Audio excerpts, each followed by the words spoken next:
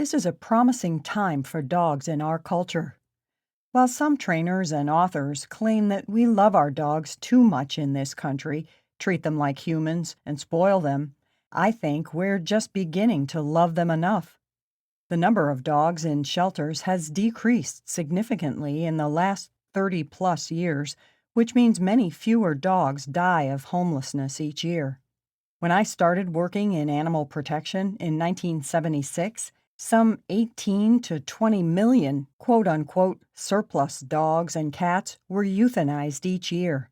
Today, in 2010, that number is 3 to 4 million. Still far too many, but certainly far fewer. If it offends you to hear our beloved animal companions referred to as surplus, rest assured that it offends me too. Yet that's exactly how they've been regarded and treated for much of the time I've worked with animals professionally. Not because those who work at animal shelters are callous or don't care, but because they've had no choice. Shelter workers are often blamed when animals are euthanized, but the animal protection professionals I've worked with are among the most compassionate, caring people I know. It hurts their hearts every time they're compelled to euthanize healthy animals simply because there aren't enough homes. And there aren't. Despite the claims of those who would argue that if shelters just tried harder, they wouldn't have to euthanize any animals, the truth is that we aren't yet at the point where every animal can find the lifelong loving home that he or she deserves. The quote-unquote no-kill movement has raised public awareness of the pet overpopulation tragedy, but the solutions they offer are simplistic, a bright promise for a future time, but not yet a reality.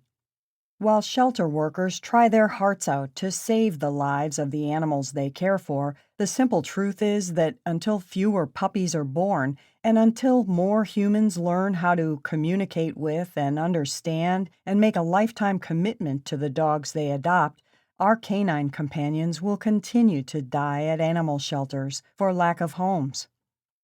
So what does this have to do with do-over dogs?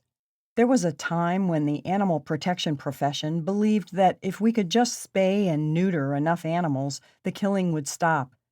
Indeed, turning off the faucet, or at least turning it down to a relative dribble, has greatly reduced the puppy population in many shelters around the country. But shelter kennels are still well populated with adolescent and adult dogs who somehow failed to make the connection with the humans in their homes that would ensure a lifetime of love and care. Animal protection and rescue professionals have come to realize that the next important piece of the puzzle, if we are ever to have hope of resolving the tragedy of unwanted pets, is behavior of both dogs and humans. No one gets a dog with the intention of giving it up, but even the best of intentions may falter when the realities of responsible dog ownership hit home. Sometimes the human has unrealistic expectations of the dog. She chews up everything in the house, one woman complains as she hands off the leash of her 16-week-old Shih Tzu. Oh, and she pees on the oriental carpet.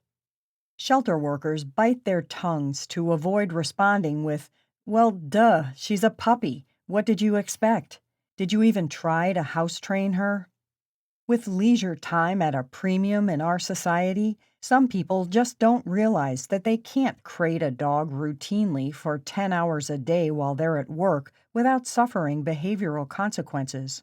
Tired from a hard day at the office, they come home to a soiled crate and a border collie who's bouncing off the walls with pent-up energy and poo-covered paws, insistent on playing with his humans. The humans just want a calm dog who will lie at their feet and gaze lovingly at them while they eat dinner and watch television. "Too hyper," they sigh as they surrender the 8-month-old dog dancing at the end of the leash.